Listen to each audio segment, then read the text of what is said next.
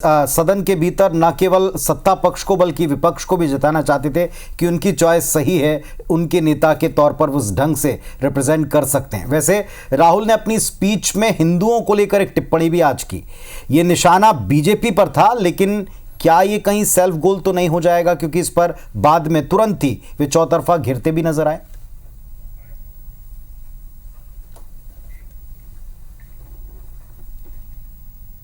देखिए, इस बात को हवा किसने दी? प्रधानमंत्री जी ने। उन्होंने खुद होकर कहा कि पूरे एक हिंदू समाज को हिंसक कह देना राहुल गांधी को शोभा नहीं देता।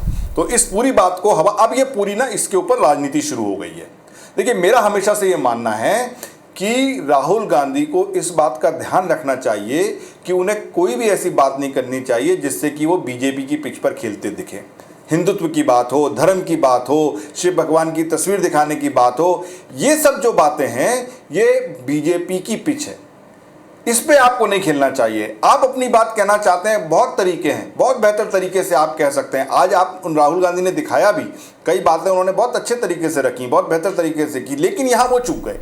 इस तरह की बात देखिए, क्योंकि ये नैरेटिव बनाना है। बीजेपी इस बात को ले उड़ी, आप उनकी पिच पे चले गए और अब उन्होंने एक नैरेटिव बनाना शुरू कर दिया है। अगर आप पूरा उसके बाद की घटनाक्रम देखें, प्रेस कॉन्फ्रेंस तक हुई उसके ऊपर कि आपने उसके बाद जितने भी बीजेपी के जितनी भी संस्थाएं हैं, चाहे वो आरएसएस हो, चाहे उनके जितने भी मुख्यमंत्री हों, सब ने आके बयान दिया कि भाई आप हिंदुओं के साथ बुरा बोल रहे हैं, हिंदुओं को आप ठीक नहीं बोल रहे, उनको हिंसक बोल रहे हैं, ये सारे आपको समाज को इस तरीके से। तो ये एक नैरेटिव बीजेपी ने बनाना शुरू कर दिया। भाई ये उसकी पिच है, इस पर वो मजबूत है, आपको इस पर कूदने की कोई ज़रूरत नहीं है।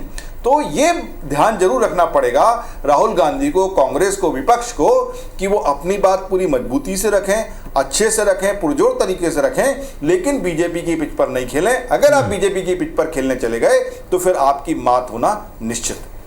चलिए, वाकई और ऐसा होता दिखा भी है। शाम होते होते तक दीपक हमने देखा है कि इंदौर में भी कई सारे लोगों ने विरोध सड़क पर उतरकर हिंदू वाले बैन पर करना शुरू कर दिया है और जल्दी ये उसका पीछा नहीं छोड़ने वाले। और कल अब सत्ता पक्ष के नेता जब जवाब देने उठेंगे तब देखना होगा कि इस स्पीच की कैसे काट ढूंढ कर लाते हैं बीजेपी के या सत्ता पक्ष के लोग। बहुत बहुत शुक्रिया रवि सर आपका, बिग पिक्चर में इसके हर पहलू पर विस्तार से बातचीत के लिए।